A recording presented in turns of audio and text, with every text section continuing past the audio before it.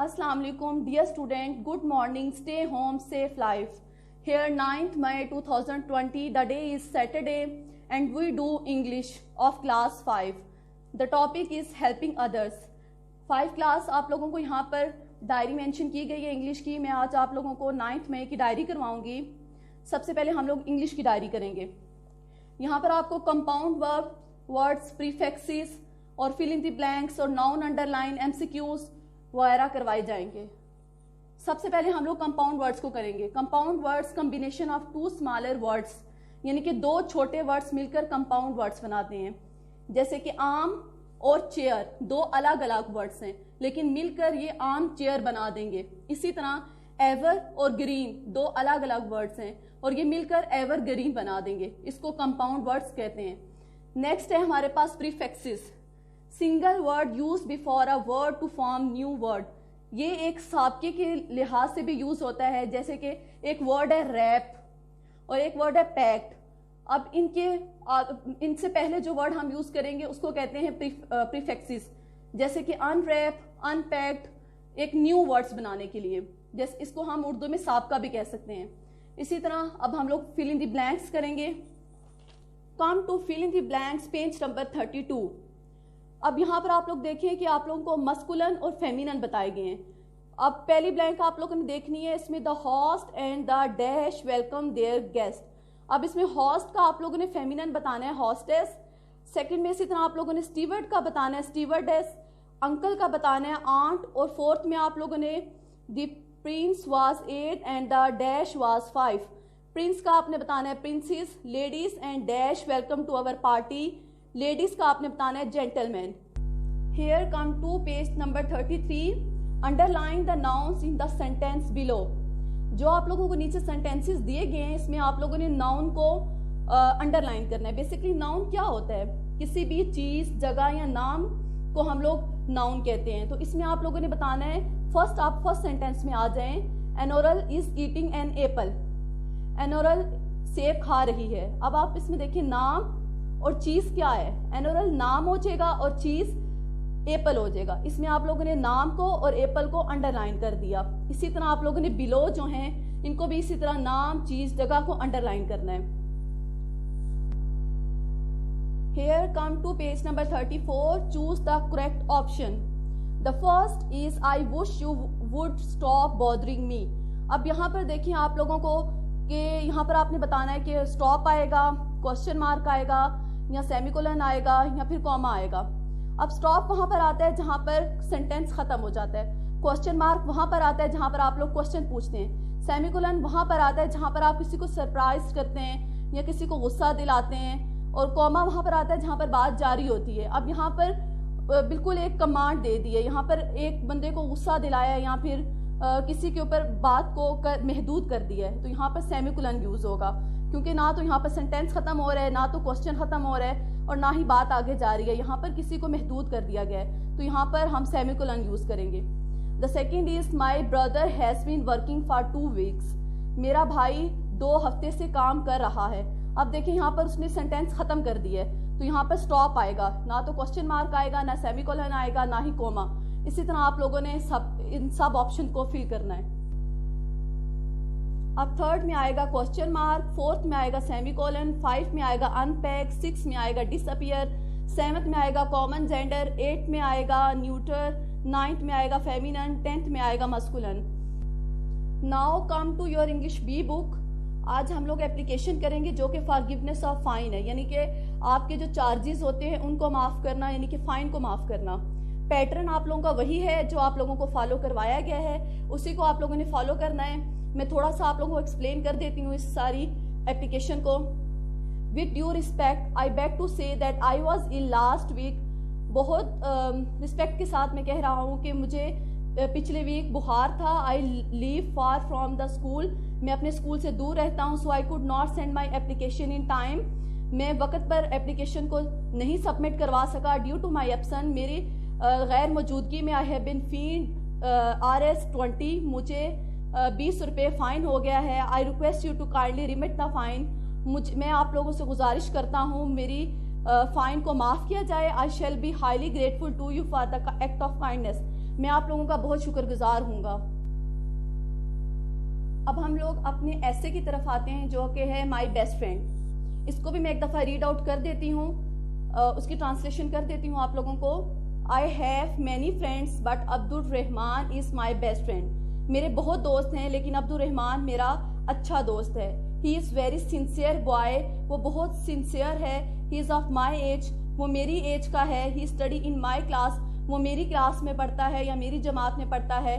He lives near my house, वो मेरे घर के पास रहता है। His father is a teacher, उसके अब्बू टीचर हैं या स्कूल में पढ़ाते हैं। He has 2 brother and 1 sister, उसके 2 भाई और 1 बहन है। He goes to school daily, वो रोज़ स्कूल जाता है। इन टाइम, वक्त में। He is very good at English, वो इंग्लिश में बहुत अच्छा है। ही प्लेज फुटबॉल डेली, वो रोज़ फुटबॉल खेलता है। He gets up early in the morning, वो सुबह सुबह उठता है। He offers the prayers 5 times a day, वो 5 वक्त नमाज पढ़ता है। He wears neat and clean dress, वो साफ सुथरे कपड़े पहनता है। ही नेवर टेल अ लाई, वो झूठ नहीं बोलता। ही इंजॉय गुड हेल्थ, वो उसकी सेहत बहुत अच्छी है। He is very kind to me, वो मेरे साथ बहुत काइंड है या रहम दिल है। I like him because he is my favourite class fellow, मैं उसे पसंद करता हूँ क्योंकि वो मेरा सबसे अच्छा क्लास फेलो है। My neighbour and a good friend, मेरा पड़ोसी और एक अच्छा दोस्त। यहाँ पर हमारा इंग्लिश का लेक्चर ख़त्म होता है। अब हम बढ़ते हैं साइंस की तरफ।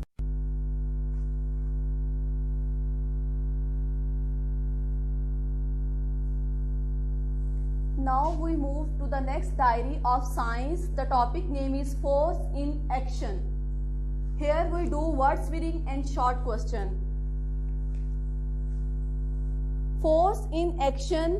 Force in action का मतलब होता है कि जब भी हम हरकत करते हैं तो हमें किसी फोर्स की ज़रूरत होती है, किसी रगड़ की ज़रूरत होती है। रगड़ में हरकत। सबसे पहले हम वर्ड्स मीनिंग करेंगे। पहला वर्ड है पुश, जिसका मतलब है धकेलना। दूसरा पुल, खींचना। डिक्रीज, कम होना।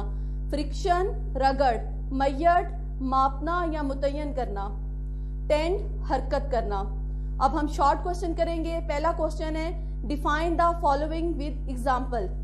फोर्स, अब हम लोग डिफाइन करेंगे कि फोर्स क्या होती है। Force is a push or pull exerted by one object on another. एक चीज को दूसरी चीज की तरफ खींचना और धकेलना कुव्वत को कहते हैं, यानी कि फोर्स को कहते हैं। For example, the chair you are sitting on it pushing up against you. जब आप एक कुर्सी में बैठते हैं वो आपको पीछे की तरफ धकेलती है। Gravity, gravity is the force which pull things toward each other as centre of earth, that is planets are orbiting around the sun. Gravity भी एक ऐसी फोर्स है जो चीजों को जमीन की तरफ खींचती है। प्लैनेट्स सन के अराउंड गर्दिश करते हैं। सेकंड क्वेश्चन है what keeps the earth as it orbits the sun. सूरज को जमीन के गिर्द कौन सी चीज घुमाती है? कौन सी फोर्स ऐसी है जो सूरज जमीन के गिर्द घूमता है? तो उस फोर्स का नाम हम बताएंगे ग्रेविटेशनल फोर्स। थर्ड क्वेश्चन है explain why the weight of person or object decrease on the moon. जब चांद में हम लोग जाते हैं तो हमारा जो वेट है, वजन, वो क्यों कम हो जाता है? क्योंकि वहां पर जो ग्रेविटेशनल फोर्स है वो कम होती है, और जहां पर ग्रेविटेशनल फोर्स कम होती है वहां पर इंसान का वेट कम हो जाता है या किसी भी चीज का वेट कम हो जाता है। What is the relationship between surface type and amount of friction?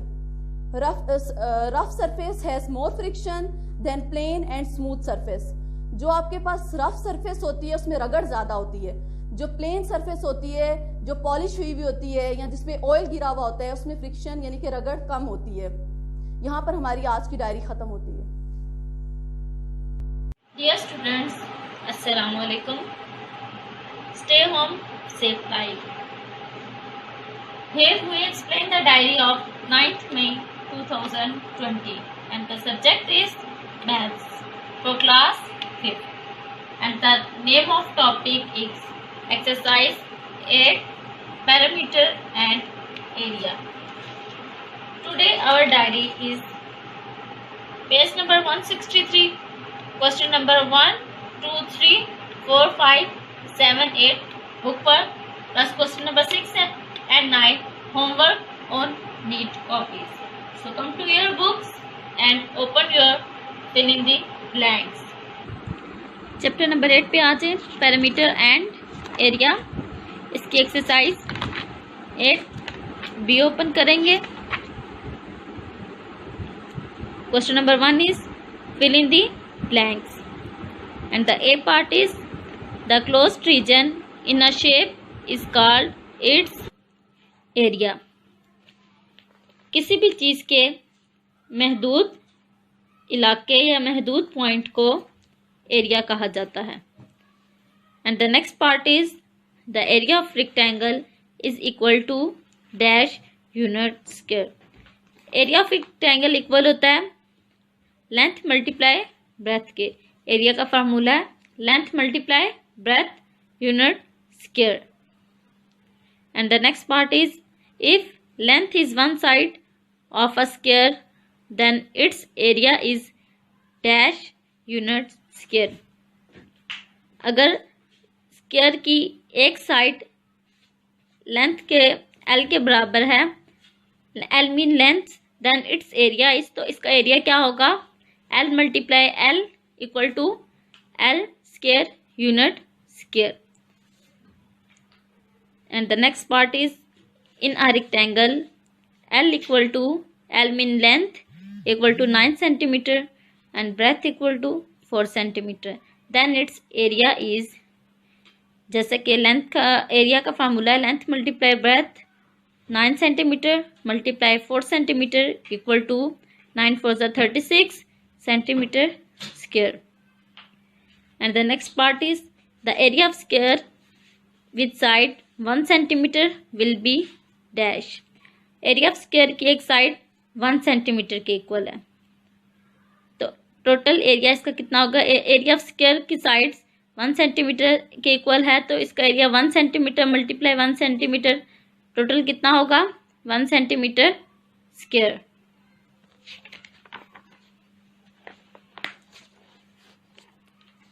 Question number 2, state whether the following are true or false. इसके बाद हम ट्रू फॉल्स करेंगे।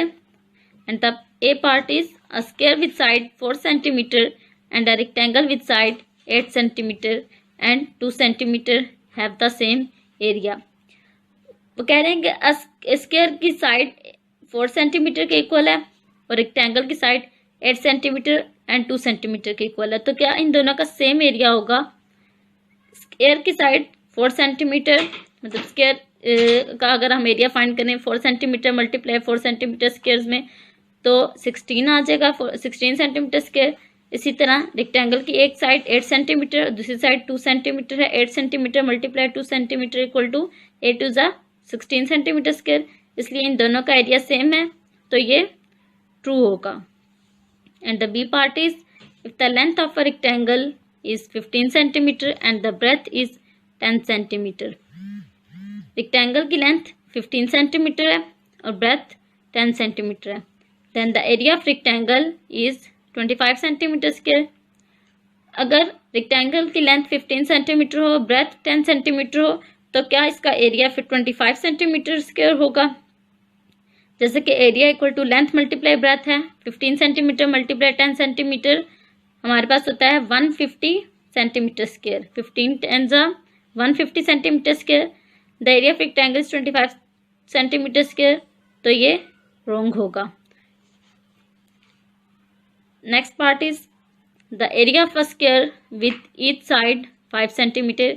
एरिया ऑफ स्क्वायर की हर एक साइड 5 सेंटीमीटर है is equal to 20 centimetre square, तो क्या ये 20 सेंटीमीटर स्क्वायर के इक्वल होगा। एरिया ऑफ स्क्वायर की एक साइड 5 सेंटीमीटर है, तो टोटल एरिया क्या इसका 20 सेंटीमीटर होगा।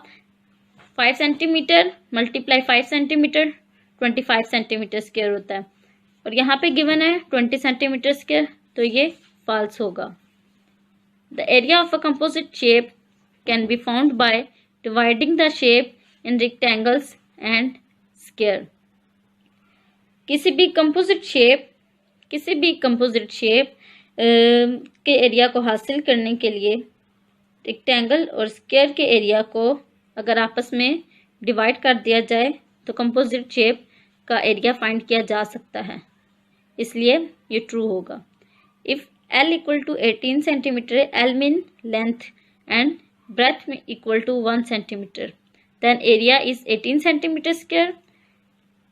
Area equal to length multiply breadth, 18 centimeter multiply 1 centimeter, 18 ones are 18, 18 centimeter square is a true answer. So true. Answer from the given options. The area of the shaded part is the given figure is. हमारे पास shaded part एक area given है, इसमें से हमारे पास कौन सा option correct option होगा? आप ये देख सकते हैं shaded area 3/1/2 centimetre square, 5 centimetre square, 4 centimetre square या 3 सेंटीमीटर स्क्वायर। इनमें से हमारा कोई सा एक करेक्ट ऑप्शन हमने फाइंड करना है। हम सबसे पहले देखते हैं कि शेडेड एरिया हमारे पास एक ब्लॉक 1 2 और यहाँ ये हाफ ये 3 और हवा हाफ पार्ट हमारे पास ये गिवन है, इसलिए हमारे पास होगा 3.5 सेंटीमीटर स्क्वायर। इसका करेक्ट आंसर है। तो area of given rectangle is, area of rectangle हमारे पास गिवन है 8 centimetre 2.5 centimetre, 8 centimetre multiply 2.5 centimetre 20 centimetre square is the correct option. The area of given shape is, हमारे पास एरिया गिवन है 1 metre 4 metre 1 metre 2 metre, length and breadth में हमारे पास area given है। इसके एरिया की गिवन शेप कौन सी होगी? इनसे करेक्ट आंसर क्या होगा हमारे पास? 5 metre square, 8 metre square, 6 metre square या 9 मीटर स्क्वायर। इसके हमारे पास करेक्ट आंसर होगा 4 1s are 4 and 2 1s are 2। अब 4 1s are 4 2 1s are 2, 4 + 2 = 6 metre square. हमारे पास इसका करेक्ट ऑप्शन है 6 मीटर स्क्वायर। नेक्स्ट पेज पे आ जाए, इसका डी पार्ट है।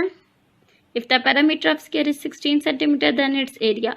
अगर हमारे पास पैरामीटर ऑफ स्क्वायर 16 सेंटीमीटर होगा देन इट्स एरिया इसका क्या होगा? यहाँ पे आप देख सकते हैं एरिया ऑफ स्क्वायर हमने ड्रॉ के parameter of square 4 centimetre 4 centimetre 4 centimetre, इसके चारों साइड्स 4 सेंटीमीटर है तो ये 16 सेंटीमीटर बनता है। इसी तरह अगर हम इसका एरिया फाइंड करें L × B, each side is L, length 4 centimetre breath 4 centimetre, 4 × 4 = 16 centimetre, इसलिए इसका option 16 centimetre. The side of a square is 11 centimetre, it's area will be, अगर स्क्वायर की एक साइड 11 सेंटीमीटर है तो इसका एरिया क्या होगा? 11 centimetre square 121 centimetre square, 11 × 11 centimetre square, length × breadth, इसका एरिया ऑप्शन नंबर डी। इसके आगे हम क्वेश्चन नंबर 4 पे चलते हैं। Which 2 shapes in each group have the same area, इनमें से कौन सी 2 शेप्स ऐसी हैं जिनका सेम एरिया इस ग्रुप में आपको शो हो रहा है?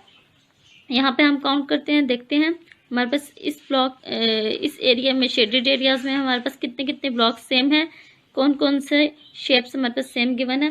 1 2 3 4 1 2 3 4 5 1 2 3 4, इसका मतलब ए और बी हम इस पे टिक करेंगे क्योंकि ये हमारे पास सेम एरिया गिवन है। नेक्स्ट बी पार्ट पे आए, यहाँ पे हमारे पास गिवन है, हम यहाँ पे ब्लॉक्स काउंट करते हैं 1 2 3 4 5 6 7 8 1 2 3 4 5 6 7 8 1 2 3 4 5 6 7, इसका मतलब हमारे पास ए और बी यहाँ हमारे पास ये सेम एरियाज ये गिवन है, यहाँ पे हम टिक कर लेंगे।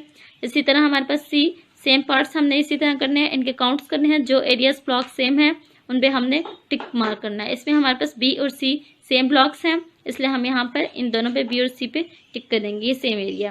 नेक्स्ट क्वेश्चन है हमारे पास, find the area of these shapes when each side of the small square is 1 centimetre. उन्होंने कहा है कि हमारे पास सबसे स्मॉल शेप स्क्वायर हमारे पास 1 सेंटीमीटर है, आप इन शेप्स का एरिया फाइंड करें। इन ब्लॉक्स, ये ब्लॉक्स हमारे पास एक ब्लॉक हमारे पास 1 सेंटीमीटर है, तो इसमें जितने ब्लॉक्स होंगे उस लिहाज से उतना ही एरिया गिवन होगा। अब यहाँ पे हम काउंट करते हैं 1 2 3 4 5 6 7 8 9, यहाँ हमारे पास 9 ब्लॉक्स गिवन है इस शेडेड एरिया में, तो हमारे पास 9 सेंटीमीटर स्क्वायर होगा। इसी तरह नेक्स्ट करना है 1 2 3 4 5 6 7 8 9 10 11 सेंटीमीटर स्क्वायर है। इसी तरह हमारे पास ये बाकी सारे ब्लॉक्स हम काउंट करेंगे और हर ब्लॉक्स काउंट करके हम इसके ऊपर इसका एरिया मेंशन कर देंगे। इसी तरह क्वेश्चन नंबर 6 पे आएंगे, on squared paper draw different shapes with an area of. हमारे पास इसी तरह हम एक पेज लेंगे, ग्राफ पेपर पेज लेंगे, इस पे हम शेप्स ड्रॉ करेंगे, डिफरेंट शेप्स। जिस तरह अभी हमने पीछे इन शेप्स के बारे में देखा है, eight square shape, 8 squares each, मतलब हर एक की हम शेप ड्रॉ करेंगे और इसमें हम 8 ब्लॉक्स बनाएंगे। 10 स्क्वायर ईच, इसमें हम 10 स्क्वायर्स बनाएंगे। 3 स्क्वायर्स 16 स्क्वायर्स। सेम वैसे ही शेडेड एरियाज में हम ब्लॉक्स बनाएंगे क्वेश्चन के मुताबिक। नेक्स्ट क्वेश्चन है question number 7, find the area of each shape. इसमें भी हमने सेम उसी तरह एरिया बताना है, कितने ब्लॉक्स हैं और उनके सेम ब्लॉक्स काउंट करके बताएंगे। 1 2 3 4 5 6 7 8, और आप ये देख सकते हैं 8 और ये हाफ, इसलिए हम इसका लिखेंगे 8.5 सेंटीमीटर स्क्वायर। नेक्स्ट इसी तरह काउंट करेंगे हम 1 2 3 4 5 6 7 8 9 10 11 12 13, हमारे पास टोटल ब्लॉक्स की वन है इसमें 13 सेंटीमीटर स्क्वायर। तो हम इसी तरह हम काउंट करके 13 सेंटीमीटर स्क्वायर लिख देंगे। इसी तरह हमारे पास सी पार्ट भी डी पार्ट भी same as it is part करने हैं, हमने ब्लॉक्स काउंट करने हैं और उन ब्लॉक्स का एरिया टोटल हमने यहाँ पे मेंशन कर देना है। इसी के साथ हम क्वेश्चन नंबर 8 की तरफ चलते हैं। Which of 3 shapes shown below have the same area. इनमें से 3 शेप्स बतानी है जिनका सेम एरिया हो। एज इट इज हम जैसे पीछे हमने क्वेश्चंस किए हैं, सेम एरिया वाले शेप्स बताने हैं। अब हम यहाँ पे काउंट करेंगे जिनकी सेम एरिया शेप होंगे 1 2 3 4 5 6 1 2 3 4 5 6 1 2 3, मतलब ए सी और डी। हमारे पास यहाँ पे ये 3 shapes as it is same है, जिनके ब्लॉक सेम है और ये सेम एरिया वाली शेप्स हैं। इनको हम टिक करके मार्क कर लेंगे। नेक्स्ट क्वेश्चन है हमारे पास question number 9, on a paper with centimetre scales draw these shapes. एक पेपर पे हमने सेंटीमीटर स्केल्स करना है, सेंटीमीटर स्केल फाइंड करना, ड्रा दी शेप्स, और हमने इसकी शेप्स फाइंड करनी है एज इट इज, ऐसे ही जैसे हमने पीछे शेप्स हम ड्रॉ करते आए हैं, हम देख के इनका स्केल्स फाइंड करते आए हैं, इनका एरिया फाइंड करते आए हैं। इस तरह हम आगे ही इनका स्टार्ट करते हैं। सबसे पहले हम क्वेश्चन देखते हैं question number 9, area of 8 centimetre square. जी 9 स्टार्ट करते हैं, rectangle with an area of 8 centimetre square. Start करते हैं, एरिया ड्रा करेंगे हम इसका रेक्टेंगल और इसका स्क्वायर होगा हमारे पास 8 सेंटीमीटर स्क्वायर। इसकी शेप्स ड्रॉ करनी है 8 सेंटीमीटर। ब्लॉक्स बनाएंगे, हमारे पास कितने ब्लॉक्स होने चाहिए 8 1 2 3 4 5 6 7 8। इसी तरह जितना सेंटीमीटर गिवन होगा आपने उसी लिहाज से आपने अपनी कॉपीज पे उतने ब्लॉक्स बनाने हैं। इसका बी और सी पार्ट आप लोग उसी तरह अपनी नीट कॉपीज पे करेंगे अपने नोट्स से देखकर। इसका बी और सी पार्ट आपके नोट्स पर मेंशन है। आज तक के लिए इतना ही, या आज तक की आप लोगों की ये डायरी है।